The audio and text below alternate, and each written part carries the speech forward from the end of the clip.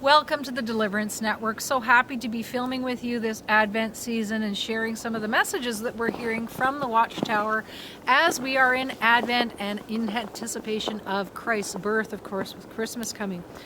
And as we share some of these messages, even though some of the topics could be a bit serious, we are still in a time of joy. And I share them just to keep everyone apprised of some of the voices from the Watchtower, some of the things that people are reporting from heaven, but also so that we stay firm in our faith. And what more time to be really anchored in our faith in the anticipation of the joy of Christmas. And I'm hopeful that you are not fearing in these times, but you're really experiencing some true joy as we are in Advent in anticipation of the wonderful feast celebration of Christmas. And the message that I'm going to share to you today is from Valeria Copponi. This one, very recent, December the 1st, from Our Lady. And she says, "My daughter, do you no longer remember what I asked you the first time I spoke to you? I want to remind you of it, my daughter. I need your suffering.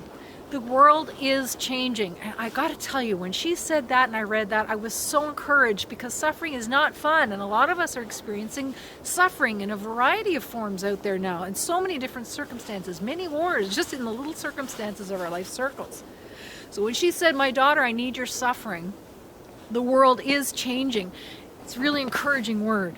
And she goes on to say, "And my children could be damned if someone of goodwill did not help me by offering my son their suffering for the salvation of their weakest brothers and sisters and those most disobedient to God's word." So we remember why sometimes that redemptive suffering.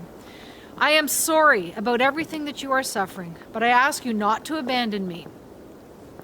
You are a great help to me. I need you. Therefore, continue on the path on which you began your journey so many years ago. I cannot assure you that from today your life will change and that you will no longer have to suffer, but I assure you that in suffering I will be nearer to you and will sustain you.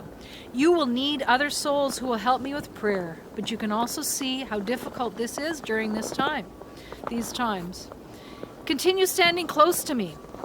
Support me with your prayer cenicles in these end times, and I assure you that you will not regret it." And that's why I keep encouraging you to have prayer, and more prayer and circles in your own lives if you can. Support that prayer cenicle in your own personal areas that you can influence. "Today, I ask you to stay close to me. I am your mother. How could you live without my love?" And of course, today, as we celebrate the feast of the Immaculate Heart of Mary, it's very, very encouraging when she says, "Stay close to me." She is the Immaculate Conception. "I am your mother. How could you live without my love? From now on, pray and fast. Offer up your sufferings for the salvation of your loved ones and all of your unbelieving brothers and sisters. I love you so very much. I will never abandon you.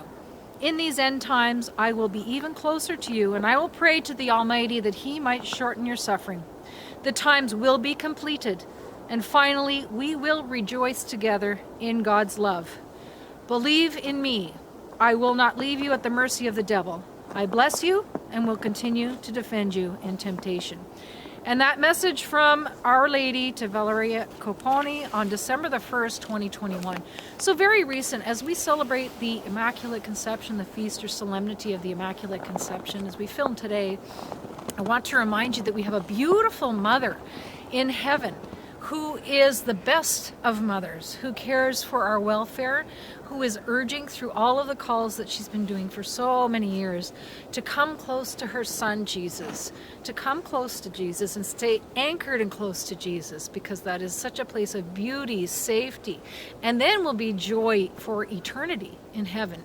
And so I encourage you, if you don't have much of a relationship with Mary, your mother, my mother, to try to understand her from that biblical perspective, being the mother of Jesus, being given to us by Jesus on the cross as a mother for all of us. And I ask you to try to deepen in your respect for Mary. Thanks so much for joining us at the Deliverance Network today, and God bless.